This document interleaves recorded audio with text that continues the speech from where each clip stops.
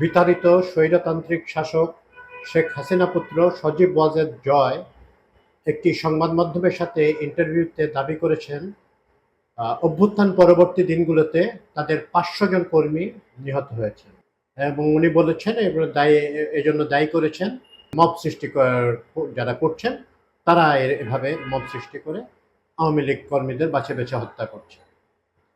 যাক উনি ৫০০ বলেছেন, তো এই তাদের ওবায়দুল কাদের এবং অন্য কেউ কেউ বলেছিলেন যে আওয়ামী লীগ যদি না থাকে ক্ষমতায় লক্ষ লক্ষ আওয়ামী লীগ কর্মীকে মৃত্যুবরণ করতে হবে। অ্যাসোসিয়েটেড প্রেস এর সাথে ইন্টারভিউটি উনি দেন এবং তো উনি অবশ্য খোলাসা করে বলেন নাই যে কিভাবে বা ৫-৬ জনের নামও উনি বলেন নাই যে কারা তাদেরকে করা হয়েছে, হত্যা করা হয়েছে। ৫০০ জন সংখ্যা যদি হত্যা করা হয়ে থাকে, এই মব সৃষ্টি করে করে আওয়ামী লীগের কর্মী হত্যা করা হয়ে থাকে, তার প্রমাণও দেওয়ারও দায়িত্ব ওনার ঘাড়ে পড়ে। হ্যাঁ, অভিযোগকারী যেহেতু তার বার্ডেন অফ প্রুফটাও তার হাতেই পড়ে।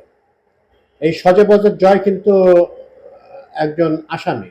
হাসিনা পরিবারের সবার মানে ক্লোজ পরিবারের, যেটা একেবারে নিকট পরিবারের সবাই বিভিন্ন কুকর্মের জন্য এখন তাদের বিরুদ্ধে মামলা দায়ের করা হয়েছে। মামলায় তারা আসামি। এখন পর্যন্ত সাজা এখনো হয় নাই, বাট অভিযুক্ত আর কি। তাদের এগেনস্টে বিভিন্নভাবে তার তার মানে পুরো ফ্যামিলিটাই বিভিন্ন রকমের এতে তার আপন বোন এই পুতুল, সাইমা ওয়াজেদ পুতুল, এবং তার খালাতো বোন টিউলিপ সিদ্দিকী, তারা দুর্নীতির দায়ে ভালোভাবে অভিযুক্ত হয়েছেন এবং তারা অনেকটা ফেঁসেও গেছে। তাদের স্ব পদ ত্যাগ করতে হয়েছে বা তাদেরকে বের করে দেওয়া হয়েছে। বিতাড়িত প্রধানমন্ত্রী পুত্র তো তার মাকে ডিফেন্ড করে কথা বলবেনই। উনি প্রথমেই একটা ফেসবুক স্ট্যাটাস দিয়ে, মানে ৫ না ৬ তারিখে আমরা পেলাম যে বাংলাদেশের জনগণের সাথে আমাদের আর কোনো সম্পর্ক নাই। পরেই আবার চেঞ্জ করে ফেলেছেন। নিশ্চয়ই তার মার কাছে তাই উনি কুপরামর্শ পেয়েছেন কি কি বলতে হবে। তো উনি তখন থেকে বলে আসছেন যে আওয়ামী লীগের পুনর্বাসন দরকার, কেন তাদেরকে দরকার আওয়ামী লীগের। বেশ টাটু টাটু লাগায় স্লিপ ট্যাটু করে দিয়ে এই ডাটের সাথে উনি কথাবার্তাগুলো বলছিলেন। প্রথম দিন খুব মুখ চুপছানো ছিল, পরবর্তীতে আস্তে আস্তে তা ফিরে আসছিল। এই বাই দ্য ওয়ে আর কি, এনাকেই তার মা বলেছিলেন পাকিস্তানি সৈন্যরা নাকি পয়দা হওয়ার পরে বলছিল এক নমরুদ পয়দা হওয়া। তো সেটা বড় কথা না, পাকিস্তানি সৈন্যরা হয়তো বলতেও পারে ক্ষোভের থেকে, কিন্তু এটাও প্রমাণিত হয় যে তো পাকিস্তানি সৈন্যদের তত্ত্বাবধানে তার জন্ম হয়েছে। উনি কোনো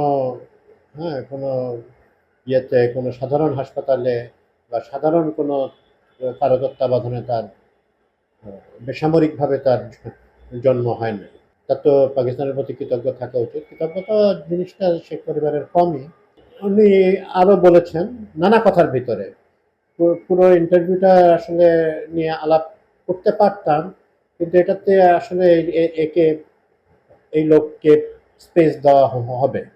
আমাদের প্ল্যাটফর্মে আমরা এ ধরনের অপরাধীদেরকে স্পেস আসলে দেওয়াটা উচিত বলে মনে করি না। আমি বলছি না এপিএ এটা ইন্টারভিউ নিয়ে কোনো অন্যায় কাজ করেছে। এটা ওনারা প্রফেশনাল দায়িত্ব মনে করেছেন এবং করেছেন। এবং আমাদের এখানকার যিনি এপির প্রতিনিধি সে উনি জুলহাস আলম, উনি ইন্টারভিউটি কন্ডাক্ট করেন। উনি আরও বলেছেন যে না হলে আওয়ামী লীগকে যদি নির্বাচন করতে না দেওয়া হয় এবং পর্যাপ্ত প্রস্তুতির সময় নিয়ে যদি না করতে দেওয়া হয়, তাহলে এটা অন্তর্ভুক্তিমূলক নির্বাচন বলা হবে না এবং কোনো নির্বাচনটির কোনো গ্রহণযোগ্যতা থাকবে না, এরকমটি উনি বোঝাতে চেয়েছেন। উনি অন্তর্ভুক্তিমূলক বলতে কি বুঝেন এটা উনি ভালো জানেন। আমরা যেটা বুঝি যে একটি দল যদি অংশগ্রহণ না করে, ইয়েতে তো যেই পাকিস্তান আমলে যে ইলেকশনটি ৭০ সালে যে ইলেকশনটির কারণে যেটি আমাদের মুক্তিযুদ্ধের সূচনা করে, আওয়ামী লীগের যে বিশাল বিজয় হয়, তখন তো ইয়ে আমাদের ভাসানী সাহেবের যে ন্যাশনাল আওয়ামী পার্টি ঘোষণা মানে অংশগ্রহণ করেনি, তাতে কি তার ইয়ে হয়ে গেছিল, অন্তর্ভুক্তমূলক হয় নাই? ভোট দিয়েছিল মানুষ, বিপুল সংখ্যক মানুষ ভোট দিয়েছিল। আমরা এটা দেখব যে মানুষ কিরকম ভোট দেয়। বাংলাদেশে তো 52টা রেজিস্টার্ড পার্টি আছে, সবগুলো অবশ্য পার্টি পদবাচ্য নয়, কিন্তু আছে তো। তো এই আওয়ামী লীগ বা জাতীয় পার্টি বা 14 দলীয় দল এর এইসব যারা এমনিতে ইররেলেভেন্ট পলিটিক্সে, তাদের দরকার নাই তো। তারা ছাড়া যে ইলেকশনটা অন্তর্ভুক্তমূলক হবে না, এটা বলা যায় না। হ্যাঁ, আমরা যদি দেখি যে 20% 25% ভোট করে কাস্ট হয়েছে, তখন আমরা বলতে পারি যে হ্যাঁ, নির্বাচনটি তো আসলে আরো ভালো হওয়া উচিত ছিল।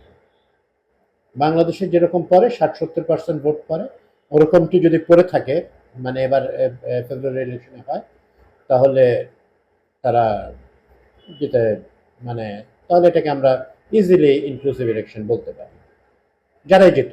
আর উনি উনি ইয়ার কথা বলেছেন যে বাংলাদেশ ইসলামিস্টদের দখলে চলে যাবে যদি আওয়ামী লীগকে নির্বাচনে আসতে না দেওয়া হয়। উনি বলেছেন যে ইসলামিস্টদের বিশাল উত্থান হয়েছে, জনগণ যদি ইসলামিস্টদের চায় সেটা তো আর বলার কিছু নাই। আর ইসলামিস্টদেরকে সবচেয়ে বেশি প্যাট্রনেজ দিয়েছেন এই বিতাড়িত শেখ হাসিনা। উনি তো এই তাহাজ্জুদ নামাজ পড়ার সত্য মিথ্যা জানি না, কিন্তু বিবরণ বারবার দিতেন। এটা কি মানুষের ধর্মীয় অনুভূতিতে ইয়ে করার জন্য, সুশ্রী দেওয়ার জন্য। এছাড়া উনি নানা রকম প্রয়োজন অপ্রয়োজনে উনি মডেল মসজিদ বানিয়েছিলেন। হেফাজত তাকে কওমি জননী উপাধি দিয়েছিল, এবং উনি বারবার এসব তার রিলিজিয়াসিটিটা প্রচার করতেন।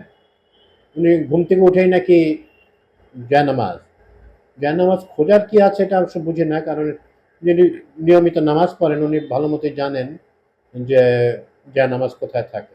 অন্তর্ভুক্তিমূলক ইলেকশন হবে না, ইসলামিস্টদের উত্থান হবে, এবং মানবতা এখানে ভুলুণ্ঠিত, এরকম কথাবার্তা উনি উনি বলছেন।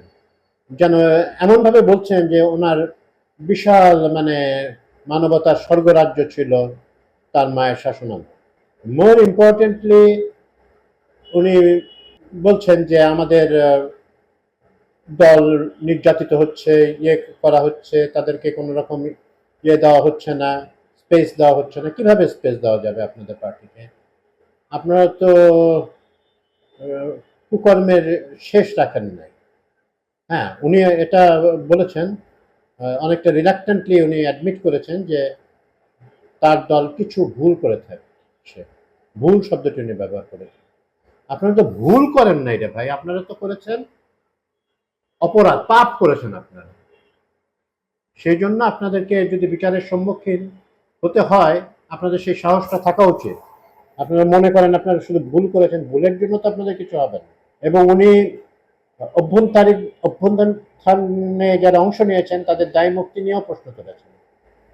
মানে বলার আর ভাষা নাই।